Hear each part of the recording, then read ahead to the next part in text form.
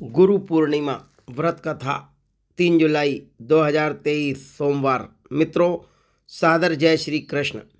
मैं पंडित कमलेश शर्मा और आप देख रहे हैं हमारा ये यूट्यूब चैनल। बहुत बहुत स्वागत है, बहुत बहुत अभिनंदन है हमारे इस यूट्यूब चैनल में। मित्रों, गुरु पूर्णिमा का व्रत 3 जुलाई 2023 को है। गुरु पूर्णिमा का त्यौहार हिंदुओं के लिए बेहद खास होता है, क्योंकि इस दिन सनातन धर्म के पहले गुरु वेद व्यास जी का जन्म हुआ था। ये पर्व हर वर्ष आषाढ़ शुक्ल पक्ष की पूर्णिमा को मनाया जाता है। इस दिन वेद व्यास जी की पूजा करने के साथ साथ अपने गुरुओं को का भी सम्मान होता है। गुरुओं को सम्मान देना चाहिए, उनकी सेवा करनी चाहिए। आइए गुरु पूर्णिमा की व्रत कथा का महत्व बताते हैं। मित्रों, अभी तक आपने हमारे चैनल को सब्सक्राइब ना किया हो तो प्लीज़ लाल बटन दबाकर इसे सब्सक्राइब कर दें।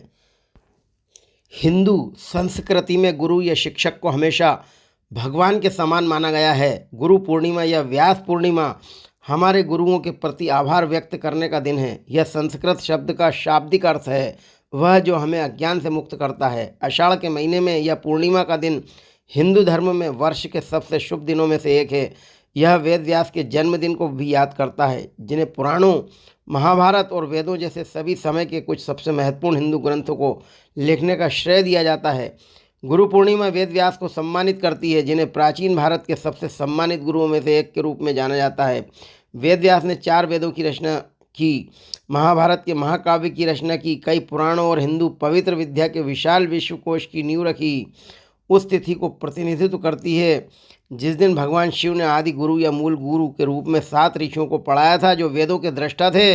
योग सूत्र में प्रणव या ओम के रूप में ईश्वर के योग का आदि गुरु कहा गया है। कहा जाता है कि भगवान बुद्ध ने इस दिन सारनाथ में अपना पहला उपदेश दिया था, जो इस पवित्र समय की शक्ति को दर्शाता है। मित्रों, गुरु पूर्णिमा का पर्व महर्षि वेद व्यास को समर्पित है।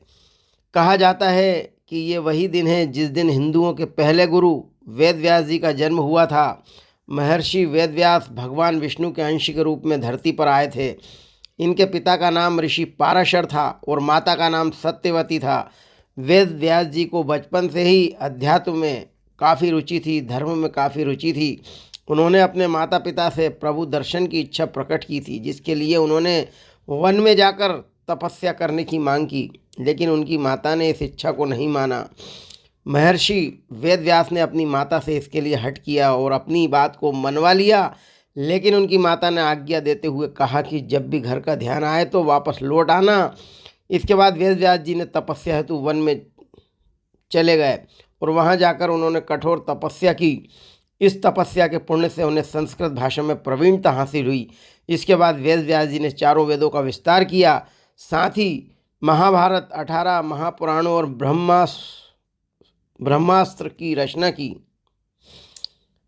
इसी के साथ उन्हें अमरता का वरदान भी प्राप्त हुआ। ऐसी मान्यता है कि किसी न किसी रूप में महर्षि वेद व्यास आज भी हमारे बीच में उपस्थित हैं। इसलिए हिंदू धर्म में वेद व्यास जी को भगवान के रूप में पूजा जाता है और गुरु पूर्णिमा पर इनकी विधि विधान से पूजा की जाती है।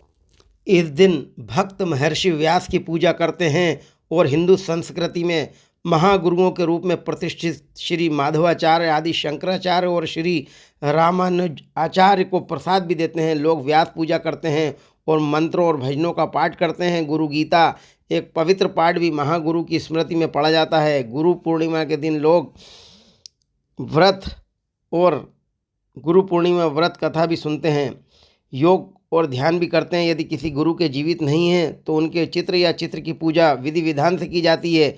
गुरु की याद में मंत्रों का पाठ भी नियमानुसार किया जाता है। गुरु पूर्णिमा पूजा और यज्ञ गुरुओं का आशीर्वाद लेने के लिए मंदिर और घरों में किया जाता है। शाम के समय व्रत रखने वाले व्यक्ति को अपने गुरु का आशीर्वाद लेने के लिए पूजा और आरती करनी होती है, उसके बाद यह व्रत तोड़ सकता है। इस दिन बौद्ध लोग भगवान बुद्ध का सम्मान करते हैं और उनके मंदिरों में जाकर उन्हें श्रद्धांजलि देते हैं।